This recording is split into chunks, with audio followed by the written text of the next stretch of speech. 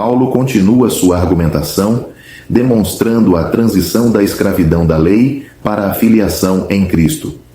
No capítulo 3, ele contrastou a lei e a promessa, mostrando a natureza passageira da lei e o caráter eterno da promessa. Agora, ele apresenta a diferença entre a posição do crente sob a lei e sob a graça, culminando em Gálatas 5, verso 1, onde ele exorta os crentes a permanecerem firmes na liberdade conquistada por Cristo. Nos versículos 1 e 2, Paulo usa uma analogia familiar para seus leitores. Um herdeiro, enquanto é criança, é juridicamente semelhante a um escravo. Embora tenha direito à herança, ele não tem autonomia sobre seus bens e está sujeito à autoridade de tutores e administradores. Sua posição de dependência e disciplina durará até o momento determinado por seu pai. Isso ilustra a condição de Israel sob a lei. Apesar de serem o povo escolhido, estavam sob um sistema restritivo, aguardando a plenitude do tempo. No versículo 3, Paulo aplica essa analogia aos judeus, que estavam sob os rudimentos do mundo. A expressão sugere que estavam sujeitos a um sistema infantil de regras e cerimônias, que apontavam para algo maior. A lei, com seus preceitos e ordenanças, funcionava como um ABC espiritual, um ensino elementar que preparava para algo mais profundo e definitivo. Assim como o herdeiro ainda não tem pleno direito sobre sua herança, Israel estava sob a tutela da lei, esperando o cumprimento da promessa. Mas tudo mudou com a intervenção soberana de Deus. No versículo 4, Paulo declara: "Mas vindo a plenitude dos tempos, Deus enviou seu Filho. O tempo designado por Deus havia chegado. Esse momento foi perfeito em todos os aspectos. Primeiro, profeticamente, pois as Escrituras apontavam para esse tempo, Daniel 9, verso 25. Segundo, moralmente, pois o mundo estava mergulhado em corrupção e clamava por redenção. Terceiro, politicamente, pois o Império Romano proporcionava estabilidade e vias de comunicação para a expansão do Evangelho. Quarto, culturalmente, pois a língua grega era amplamente compreendida, facilitando a pregação. O versículo 5 revela o propósito dessa missão divina, para remir os que estavam debaixo da lei, a fim de recebermos a adoção de filhos. Cristo veio cumprir a lei, sofrendo sua penalidade para que os crentes fossem libertos da maldição e pudessem ser recebidos como filhos. A palavra adoção indica não apenas um novo status legal, mas também um relacionamento de intimidade e privilégio com Deus. No versículo 6, Paulo apresenta a prova dessa filiação. E porque sois filhos, Deus enviou aos nossos corações o Espírito de seu Filho, que clama: Abba, Pai. A presença do Espírito Santo no crente é a confirmação da sua nova identidade. Abba, Pai, expressa intimidade e confiança, refletindo o mesmo clamor que Jesus fez em Getsêmani. Marcos 14, verso 36.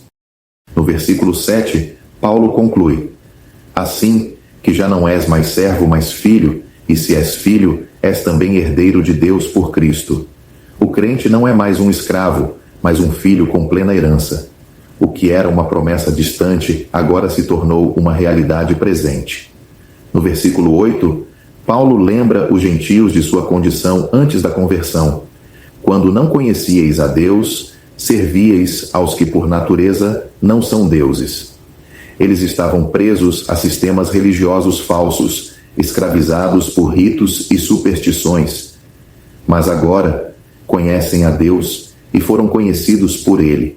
No versículo 9, Paulo expressa sua perplexidade. Como tornais outra vez a esses rudimentos fracos e pobres? Os Gálatas estavam voltando a um sistema que não podia salvar, trocando a liberdade em Cristo por uma religião de regras. No versículo 10, ele menciona que eles observavam dias e meses e tempos e anos, um indício de que estavam adotando práticas judaicas como requisito de justificação. No versículo 11, Paulo expressa sua preocupação. Receio de vós que haja eu trabalhado em vão para convosco.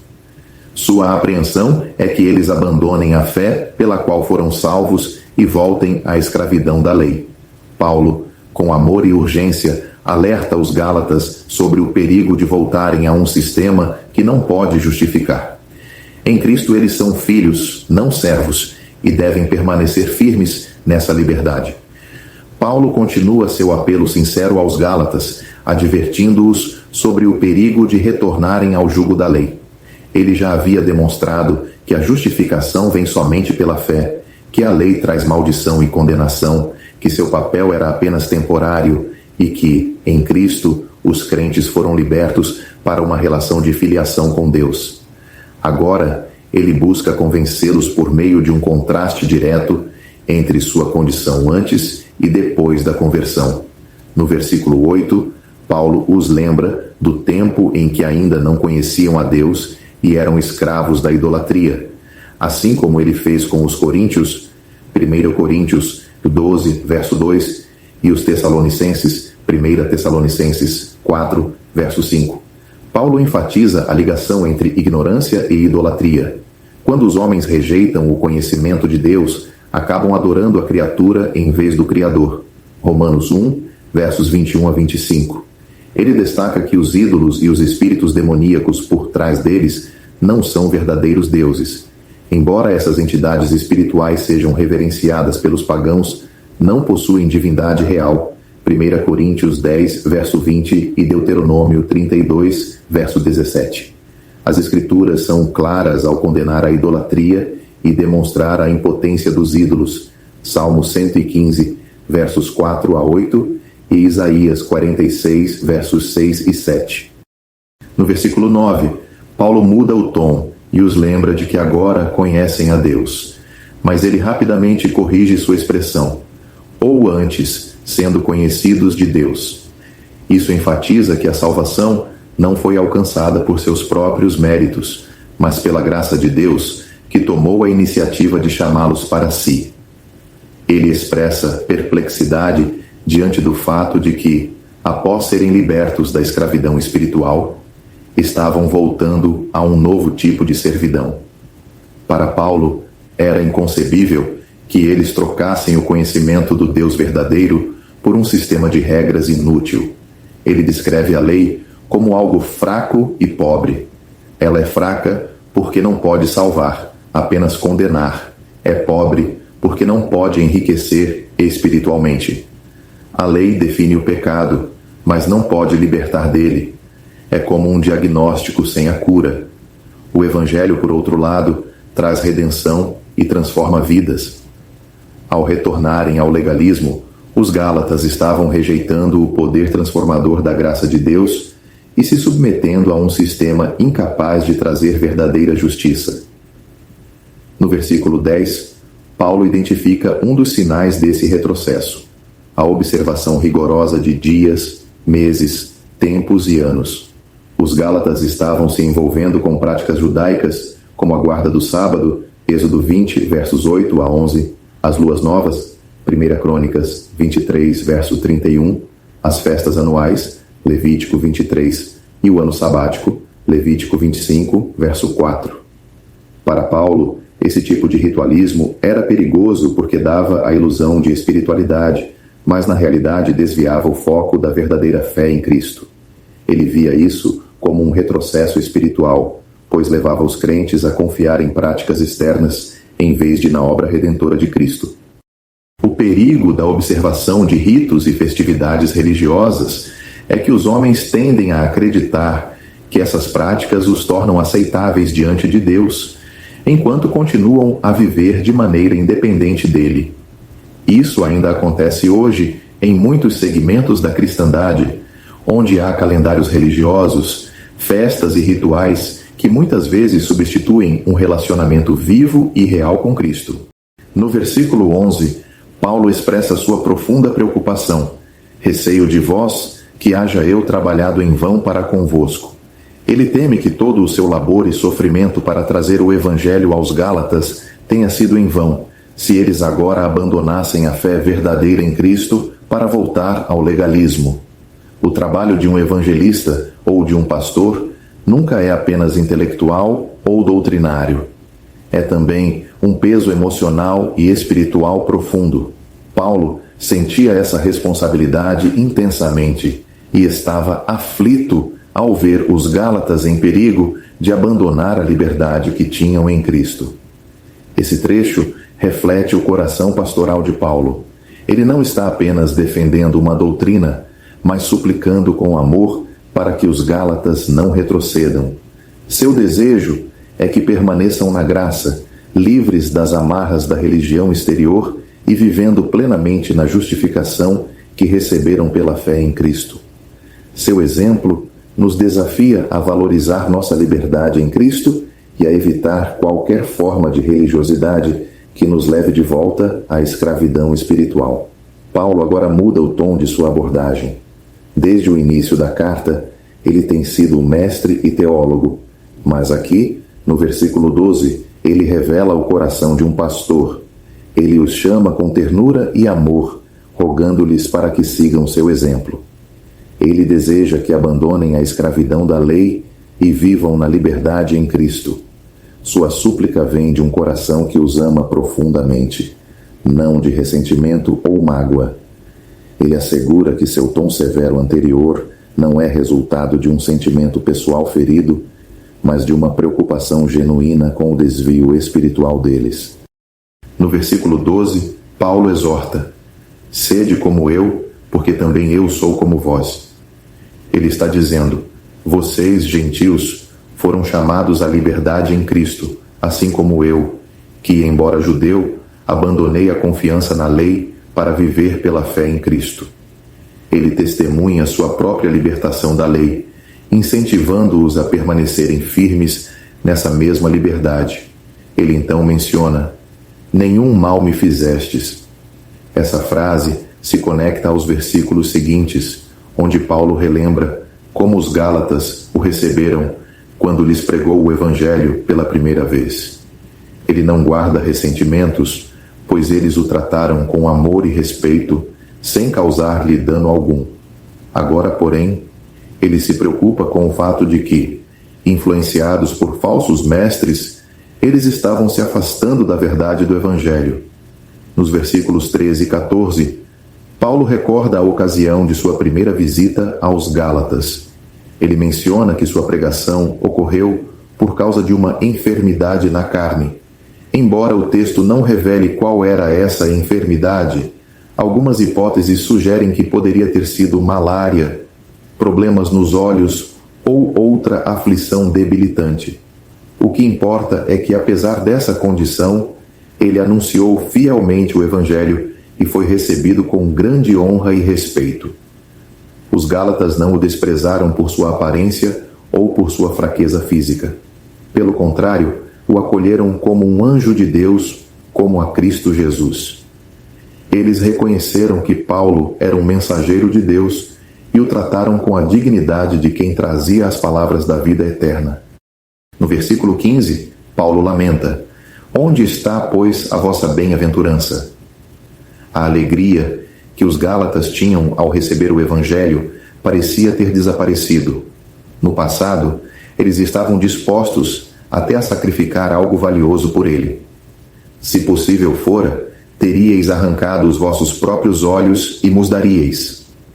Essa expressão pode indicar que Paulo tinha uma doença ocular, ou pode ser simplesmente uma maneira figurativa de expressar o amor e a disposição deles em servi-lo. No entanto, agora, influenciados pelos falsos mestres, eles estavam prestes a rejeitá-lo.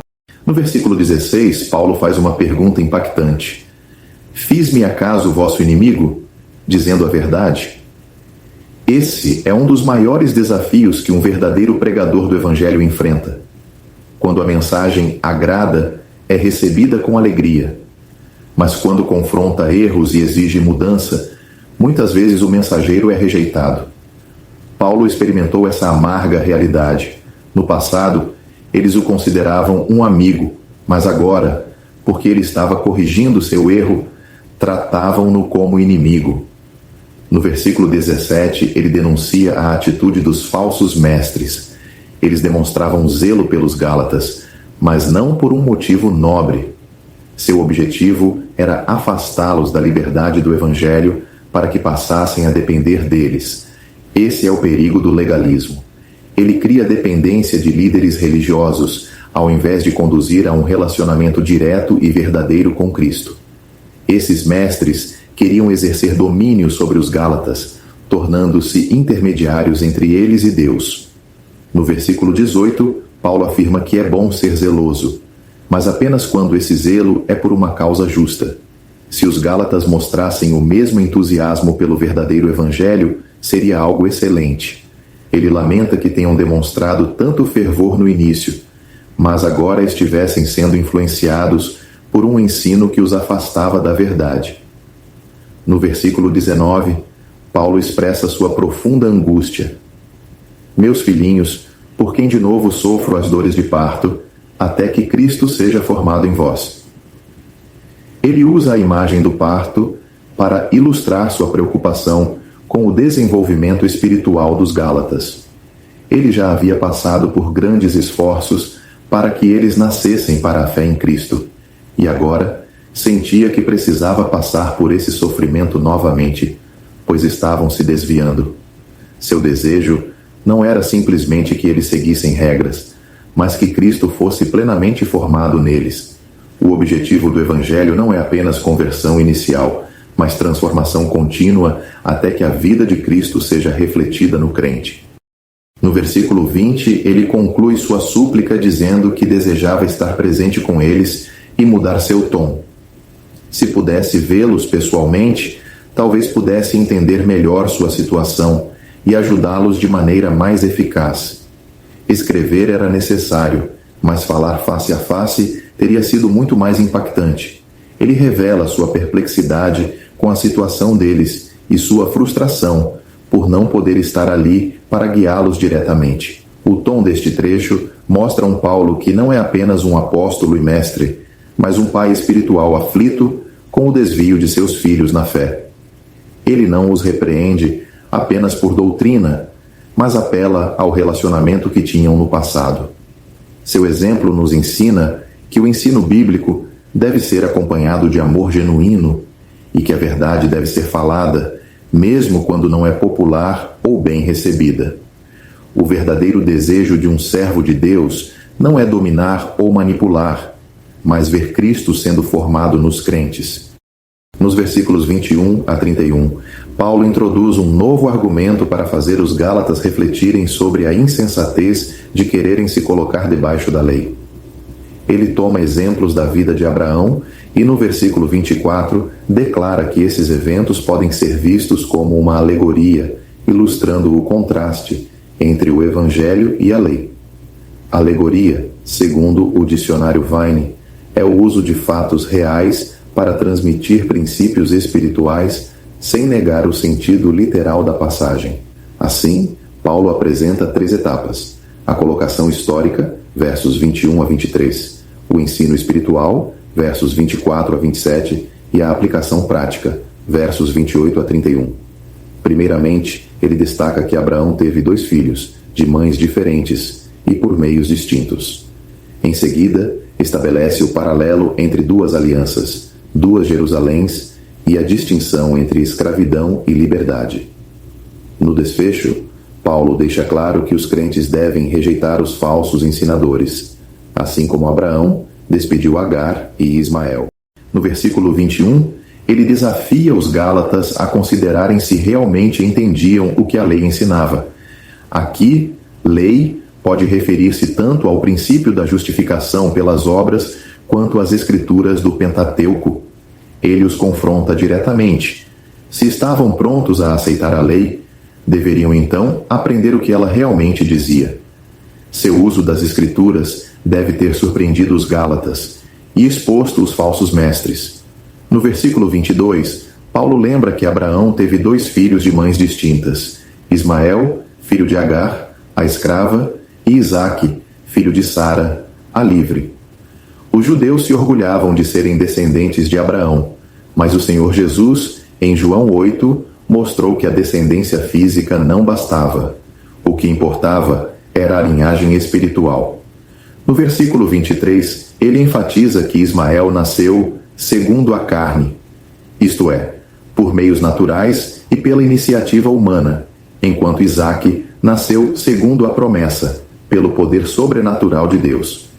Abraão, seguindo o conselho de Sara, gerou Ismael por Agar, pensando estar ajudando Deus a cumprir sua promessa. No entanto, Deus deixou claro que o herdeiro seria Isaque, nascido da promessa divina e pelo poder de Deus. Gênesis 17. Romanos 4, verso 19, mostra que Abraão confiou em Deus, apesar de sua idade avançada e da esterilidade de Sara. Hebreus 11, verso 11, destaca que foi pela fé que Sara concebeu. Assim, Ismael representa o esforço humano e Isaque, a intervenção sobrenatural de Deus. Nos versículos 24 e 25, Paulo explica que essa história tem uma aplicação espiritual. As duas mulheres representam duas alianças. Agar simboliza o Monte Sinai, onde a lei foi dada, e sua descendência está sujeita à escravidão. Jerusalém, a sede do judaísmo, era o epicentro desse ensino legalista. Assim, Agar, Sinai e Jerusalém estão interligados e representam a mesma condição de servidão. No versículo 26, ele contrapõe Jerusalém, que é de cima, referindo-se ao sistema da graça. Essa Jerusalém celestial é livre e é a mãe de todos os crentes. O Evangelho vem do céu, e todos que nele creem pertencem a essa cidade celestial. A identidade dos crentes está nos céus, sua cidadania, sua esperança e sua herança. No versículo 27, Paulo cita Isaías 54, verso 1, mostrando que a descendência da graça seria muito maior do que a da lei. No contexto original, Isaías falava da restauração de Israel, mas Paulo aplica essa promessa à expansão da graça, que alcançaria uma multidão de crentes, muito maior do que aqueles que estavam presos ao sistema da lei. Essa passagem é um forte apelo para que os Gálatas abandonem qualquer desejo de voltar à lei e permaneçam firmes na liberdade que Cristo concedeu. A diferença entre o sistema da lei e o sistema da graça é clara. Um conduz à escravidão, o outro à liberdade. Assim como Ismael e Isaque tiveram destinos distintos, também aqueles que seguem a lei e os que vivem pela fé seguem caminhos opostos. Os Gálatas precisavam entender que sua verdadeira identidade estava em Cristo e não na antiga aliança da lei. Ao aplicar esse ensino, Paulo usa a alegoria para enfatizar que os crentes são os verdadeiros filhos da promessa. Ele alerta que devem estar preparados para enfrentar perseguição. Adverte que o falso ensino deve ser rejeitado e conclui resumindo a mensagem da alegoria. No versículo 28, Paulo destaca que, assim como Isaque, os crentes são filhos da promessa. A escolha entre nós e vós, na tradução, pode enfatizar o ponto de que tanto judeus quanto gentios que creem fazem parte da verdadeira descendência de Abraão. O nascimento espiritual dos crentes não ocorre por descendência natural, mas sim por uma intervenção sobrenatural de Deus, pelo seu Espírito. No versículo 29, Paulo retoma a narrativa de Gênesis 21 e menciona o momento em que Ismael zombou de Isaque. Ele usa esse episódio como uma ilustração de que os nascidos da carne sempre se opõem aos nascidos do Espírito. Ele afirma que o nascimento de Isaque foi obra do Espírito, pois tanto Abraão quanto Sara já estavam impossibilitados, naturalmente, de ter filhos. Essa intervenção sobrenatural ilustra o novo nascimento do cristão. A hostilidade entre os descendentes de Ismael e os descendentes de Isaque atravessa os séculos, conforme 1 Crônicas 5, versos 10 e 19, e o Salmo 83, verso 6. O ponto central de Paulo é que aqueles que vivem por uma religião baseada em obras perseguem os que vivem pela graça. A história confirma essa verdade, seja na oposição dos fariseus ao Senhor Jesus, seja na perseguição dos judaizantes contra Paulo, ou até mesmo na hostilidade de sistemas religiosos ao longo dos séculos contra os que pregam e vivem pelo verdadeiro Evangelho. No versículo 30, Paulo recorda o desfecho da história de Agar e Ismael. Em resposta ao pedido de Sara, e sob a ordem de Deus, Agar e Ismael foram expulsos e deserdados. Usando essa imagem, Paulo exorta os Gálatas a rejeitarem o ensino falso que pregava a justificação pelas obras. Ele os encoraja a tomar uma decisão firme e definitiva contra aquilo que Deus rejeitou. A herança das bênçãos espirituais pertence exclusivamente aos que são nascidos da livre. Aqueles que pregam um evangelho baseado em obras não têm parte nos propósitos de Deus. A conexão entre ser filho e ser herdeiro, que já foi destacada em Gálatas 4, verso 7, é reforçada. Isso nos ensina que o crente e o não salvo são incompatíveis em sua essência, desejos e propósitos. O compromisso cristão não admite a mistura com sistemas baseados em justificação por obras, algo que é frequente no cristianismo moderno, mas que é estranho à palavra de Deus. No versículo 31, Paulo conclui esse argumento reafirmando que os crentes são descendentes espirituais de Abraão. Isso não significa que a igreja substituiu Israel ou que as promessas do Antigo Testamento perderam seu caráter literal. Seu ensino ao longo da carta prova que a justificação é pela fé e que a lei só trouxe maldição e escravidão. A alegoria reforça que a lei conduz ao cativeiro espiritual, enquanto a fé conduz à liberdade.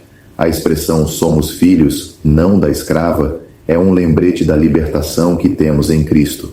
No texto grego, não há artigo definido antes de escrava, mas há antes de livre, destacando que não estamos sob qualquer sistema, mas sob a graça. Esse pensamento encerra a seção doutrinária da epístola de forma triunfante. Os crentes são os verdadeiros livres, enquanto o mundo continua em escravidão.